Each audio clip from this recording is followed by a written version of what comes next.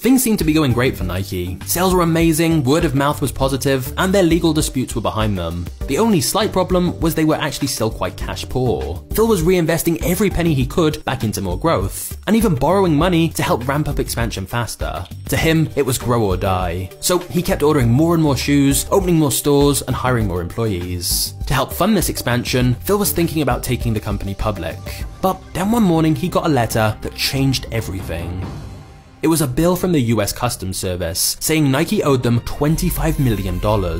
At first, Phil thought it must be a joke or some strange mistake. If they actually did owe $25 million to the government, they'd be out of business. It would all be over just like that, everything they'd worked for. After a few phone calls, it soon became clear that the bill was completely real, and the actual reason behind it was something surprisingly sinister. What had happened was that Nike's American competitors, Keds, Converse, and a few small factories, were getting scared of Nike's popularity and growth. They saw Nike as a threat that could potentially shut them out of the market. So they'd sent representatives to Washington and lobbied the customs office to effectively put a stop to Nike's growth by enforcing something called American Selling Price. ASP was an archaic rule from before the Great Depression that said if there was a shoe manufactured by a company in the US, then anyone importing a similar shoe from abroad must pay an import duty of 20% of the competitor's selling price. The whole idea behind this law was to promote nationalism and essentially prevent companies from importing products that could be made in America, and Nike's competitors had lobbied the federal government to enforce this old rule.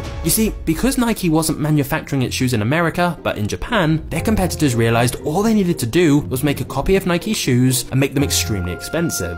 By doing that, they had successfully created an American alternative, and even though Nike shoes were the original thing, because Nike's products were being imported from another country, they got hit with the ridiculously high import fees because of this American selling price rule. This basically meant Phil would have to pay an additional $6 on every pair they imported.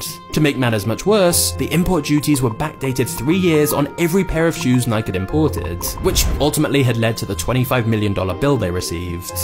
Phil knew there was no way Nike could pay that much money. It would bankrupt them. There was only one option, and that was to fight. Phil hired one of the best lawyers he could find, and for 3 brutal years, Phil went neck and neck with the customs office and the likes of Converse and Keds in court. Nike also produced a TV commercial telling their story and explaining what was happening to them to try and get customers fired up and on their side. And it worked. Nike's competitors and their accomplices in the government realized Nike were going to fight this with everything they had, and in the end, they reached a settlement of $9 million instead of $25 million. Phil still thought this was outrageous, but in those 3 years the legal battle had been going on, Nike had grown tremendously, and their sales had reached a whopping $440 million, so they could now afford to settle and put the whole thing behind them. It had been another close scare, but the company had now made it through stronger than ever, and now it was time for some very good news.